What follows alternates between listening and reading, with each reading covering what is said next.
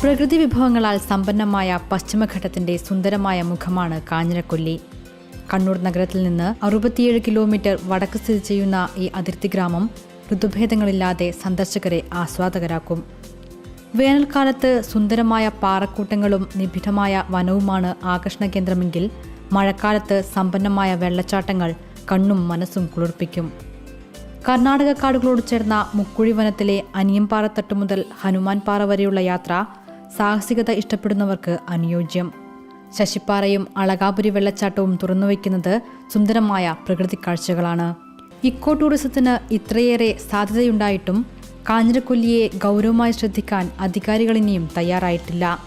ഇവിടേക്കുള്ള ഗതാഗത സൗകര്യം മെച്ചപ്പെടുത്തിയാൽ തന്നെ വിനോദസഞ്ചാരികളെ ആകർഷിക്കാനാകുമെന്ന് പ്രദേശവാസികൾ പറയുന്നു.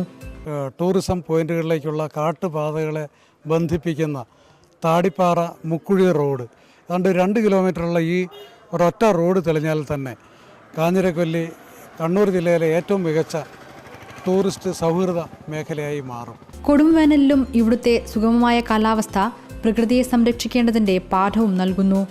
അനുഗ്രഹീതമെങ്കിലും കാഞ്ഞിരക്കൊല്ലിക്ക് വിനോദസഞ്ചാര ഭൂപടത്തിൽ അർഹമായ സ്ഥാനം ലഭിക്കാൻ അധികാരികൾ കനിഞ്ഞേ മതിയാകൂ. India vision, Kannur.